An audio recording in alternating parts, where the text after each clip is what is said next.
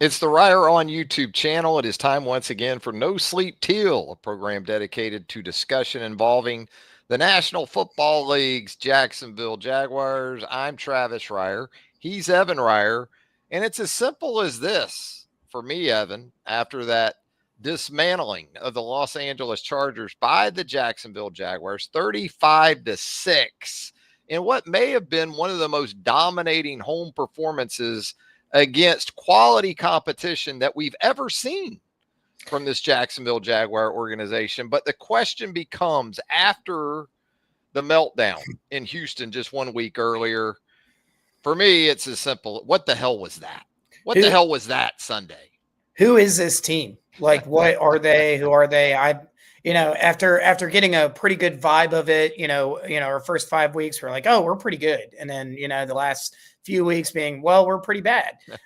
Now we're back to just, I have no clue. I have no clue which team is going to show up on Sunday, and that makes it fun. Especially this past Sunday, that was fun. That was a very enjoyable watch. As Coen, passionately said in that locker room clip that they posted after the game, all three phases. I mean, this was a comprehensive performance.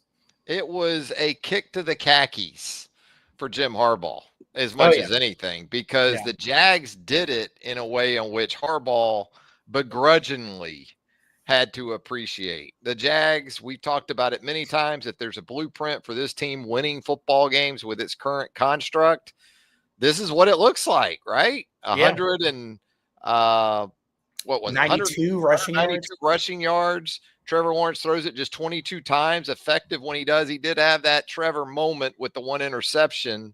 Yeah. But from that perspective of the breakdown offensively and without some key personnel still for this Jaguars offense. So we understood that the Chargers were going to be missing some key guys on the offensive side. We previewed that last week, but it's not like this was a whole Jaguars team that did this to a 7-3 Chargers team coming into last Sunday. No, this is beyond just, well, the Chargers are down some guys. This is a defensive lockdown in a way that we really haven't seen. Mm-hmm. If you just look at like plays ran, just time of possession, all that different stuff, Jaguars just sucked the life out of this game. I mean, it's nuts because like you see like Justin Herbert's only thrown 26 passes and they lose by 29. You're like, how does that work? Did they just keep running the ball? No, they only got to run the ball 16 times. They ran 42 offensive plays with some penalties in the mix too. But just the exact type of game that the Jaguars need to look to play, and as you said, the exact type of game that Harbaugh himself wants to play. To be able to do that against somebody like Harbaugh is extremely impressive by Liam Coen. And also, if there were any questions of can Liam Coen get this team up after a demoralizing loss, at this point, after watching them bounce back after two of really, really bad losses this year, it's not a question. They can get up. That's most encouraging, I think, from all of this is that, as you just pointed out, we've seen now, you could make the argument they shouldn't have had to get back up after losing like they did to backup quarterbacks in Cincinnati and then in Houston. But it's still something very impressive to take into consideration, especially in the first year of a new regime. The Jacksonville rushing attack, Bashal Tutin, and Travis Etienne, boy, you get 34 combined runs from those guys. I'm going to like the chances even before I hear the yards. Just knowing they got 34 combined carries, that's typically going to be very, very good news for the Jags. They turn it into a combined 147 rushing yards, 3 rushing touchdowns. Trevor got into the mix. I like in the red zone, down on the goal line, designed run for Trevor for a touchdown. So you had 4 rushing touchdowns from the Jags in this game. Receiving wise, I thought Jacoby Myers as it went along, Ev, that's more of what you wanted to see. Tim Patrick, Austin Absolutely. Trammell early in the game on a 3rd down comes up Yeah, big. big catch. And even with the issues, still no Brenton Strange at the tight end position. Quentin Morris did a really nice job in the run game. Johnny Munt, give those guys a lot of credit too.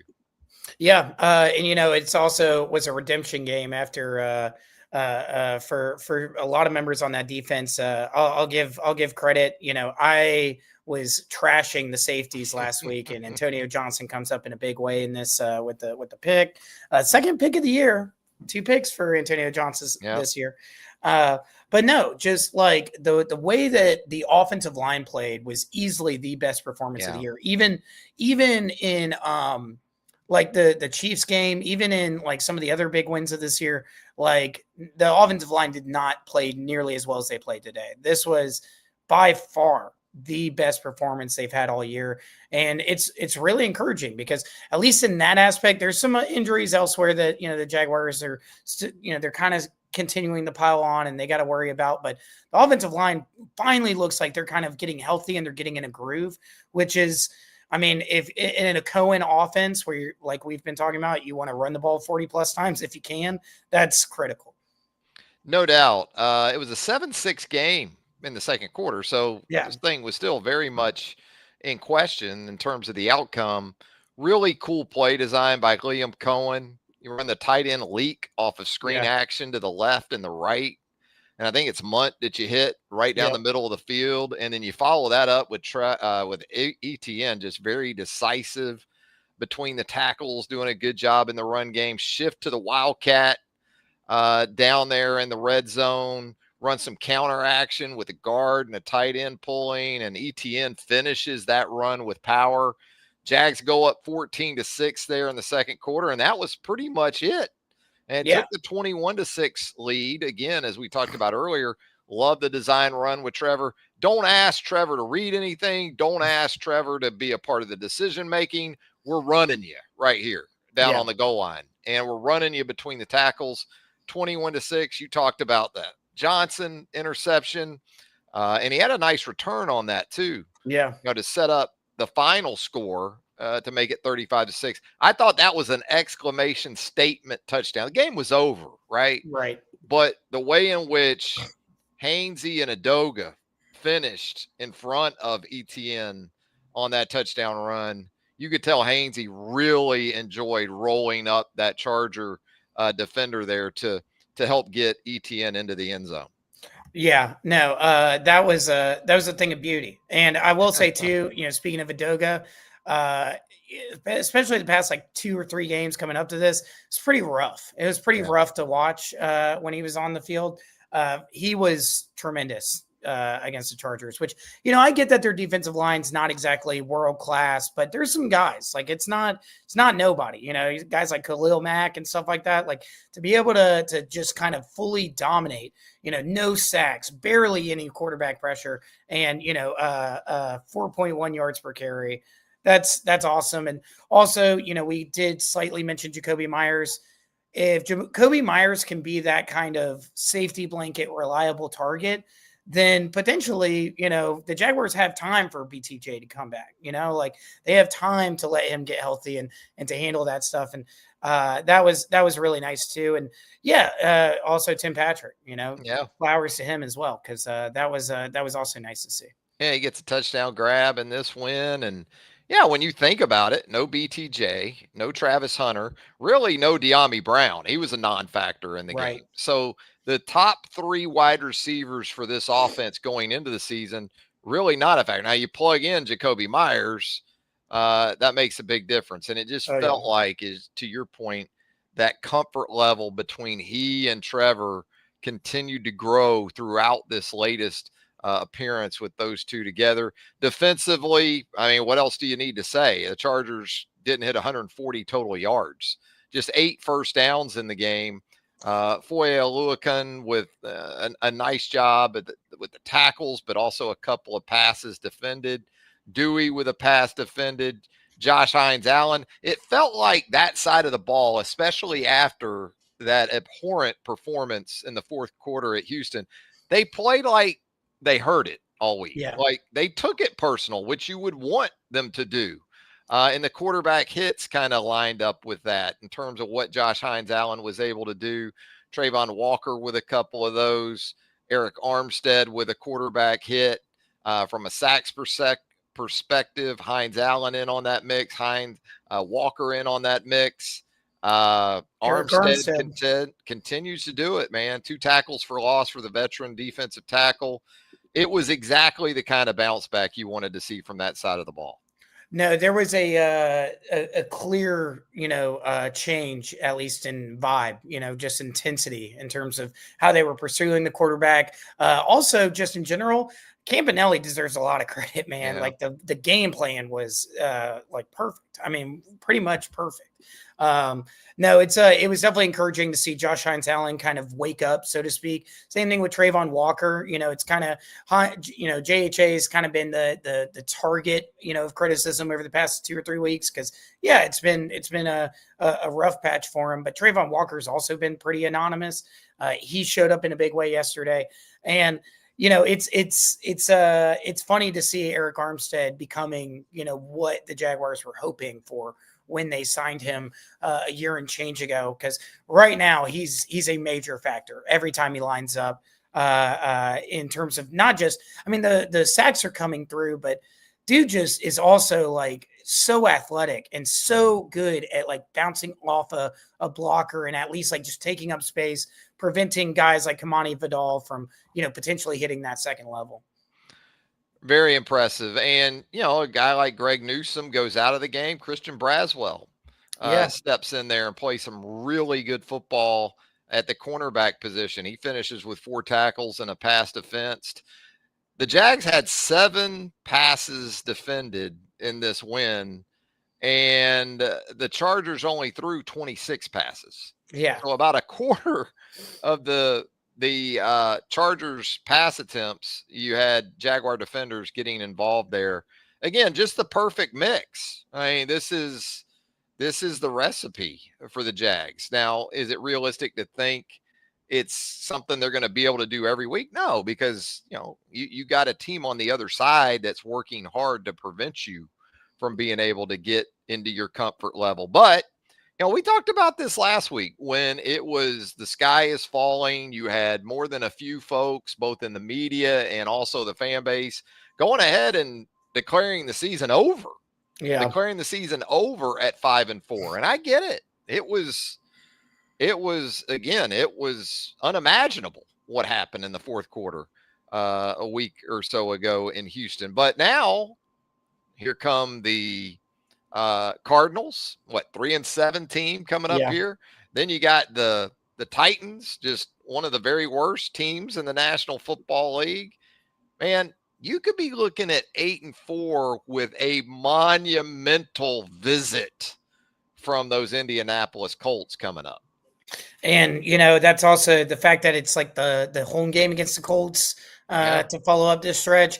I mean, historically speaking, we've talked about it all the time. The Jaguars beat the Colts, whether the Colts have Peyton Manning, whether the Colts have Andrew Luck, whether the Colts have whatever. They just seem to not show up when they play in Jacksonville. So, yeah, this 3-game stretch is potentially going to be massive and could, basically get the Jaguars to the finish line, at least in terms of a playoff spot.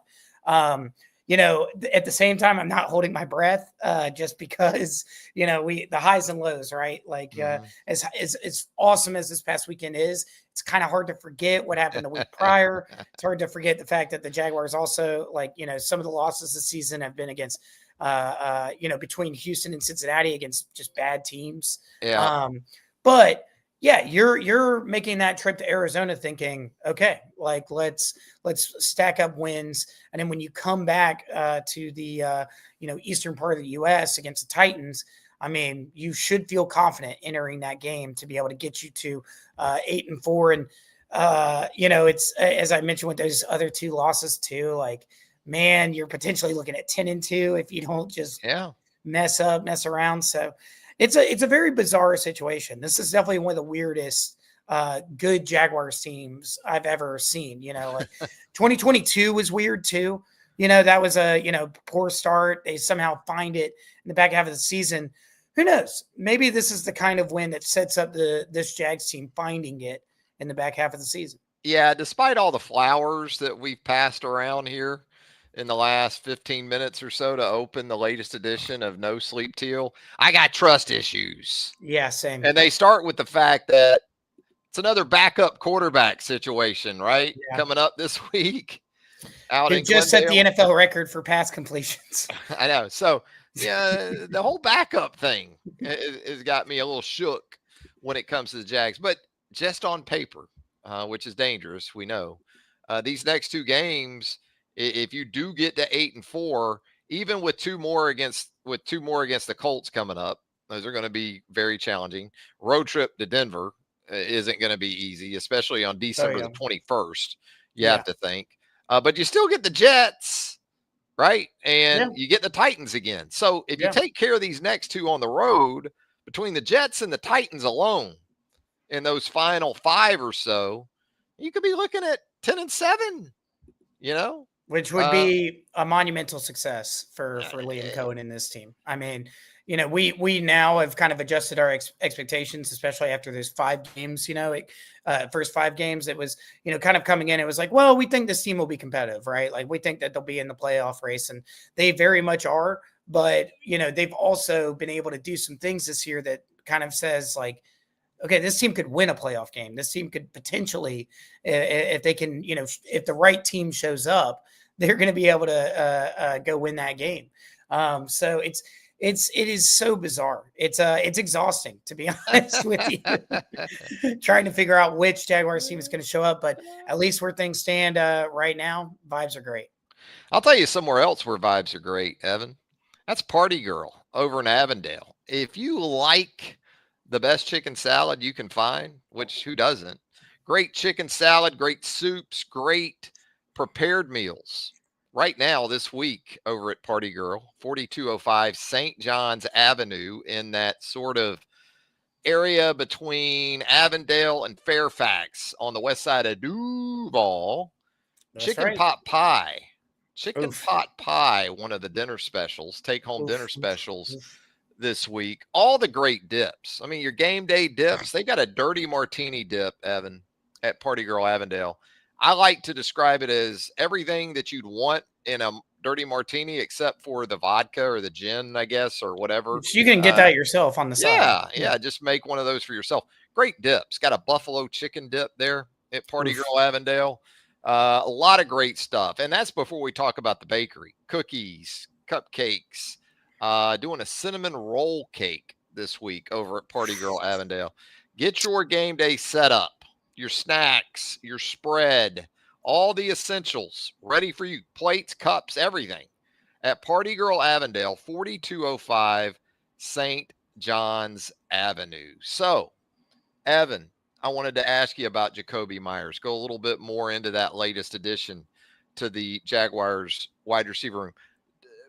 When Brian Thomas Jr. is back in that mix, I'm not so sure Jakobi Meyers qualifies as a number 1 in terms of what he brings to the table, his skill set. He's a 12-yard per catch kind of guy. Nothing wrong with that. That's what he was against the Chargers on Sunday, right around 12, 13. Even if he's not your number 1, does he become number 1-ish in terms of how you want to work with him and how you want to go with him and what you want that budding relationship with Trevor Lawrence to continue to be?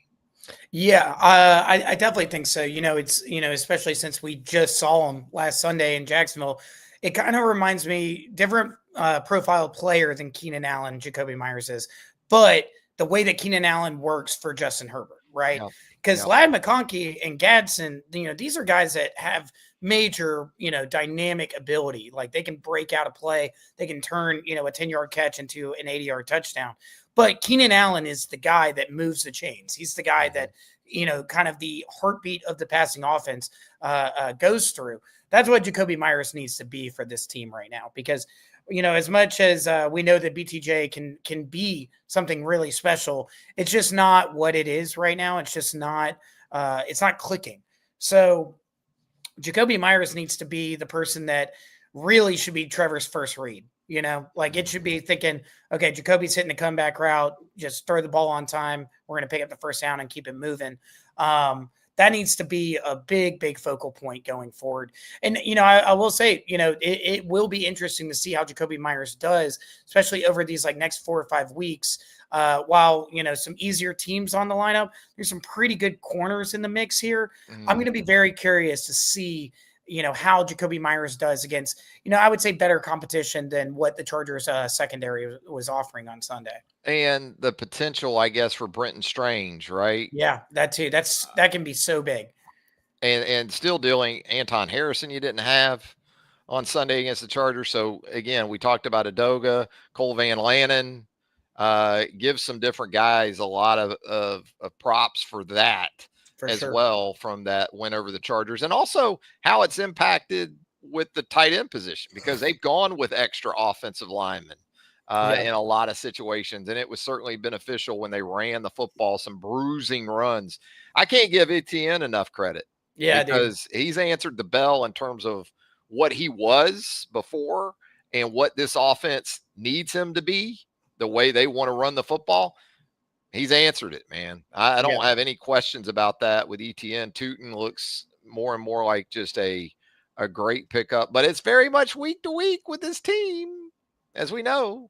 So the trust level, Evan, I got to ask you about before we get out of here. Trust level in the Jags with the Cardinals coming up, and you're on the road, you're back out west. Feels like you were just there in Vegas, which you were. Now you're back out there. What's the confidence level? I mean, it's probably at, like, if we were going out of 10, probably a 7 out of 10. I feel pretty good about the Jaguars beating the Cardinals, just due to the fact that, kind of in a similar way to the Chargers, this seems like a matchup situation. This seems like a game in which the Jaguars' approach ought to be really effective against a team like the Cardinals, who are not great, but they do boast a really strong secondary. They boast a couple really dynamic offensive players, but you knock down guys like Trey McBride. You keep them to, it's okay if he goes and gets 60, 70 yards. You just got to keep them out of the end zone if possible.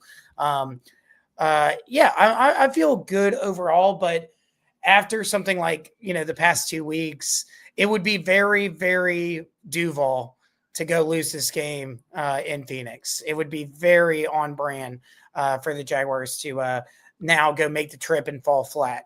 But overall, if I kind of had to, give it a score, it'd be 7 out of 10. And my score prediction for the game would probably, I'm kind of sitting at thinking like a little lower scoring. I'm thinking like 20-13 Jags is where my head's at.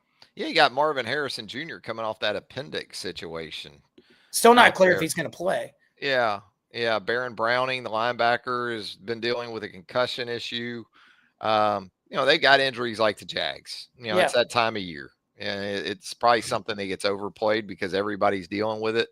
I'm kind of like you about that 6 or 7 out of 10 confidence level and expecting nothing less than an absolute freaking war that Cam Little might need to decide late out there in Glendale. Anything else, Ev, before we get out of here live on a Tuesday afternoon on Reier on YouTube?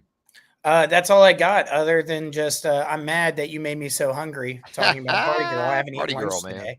But I guess it's on me. I can eat lunch whenever I want, but I just haven't gotten to it yet today. So now I got to figure out where I'm getting chicken salad from that's going to be inferior to what the folks at Party Girl do. Yeah, it's not going to be Party Girl's chicken salad.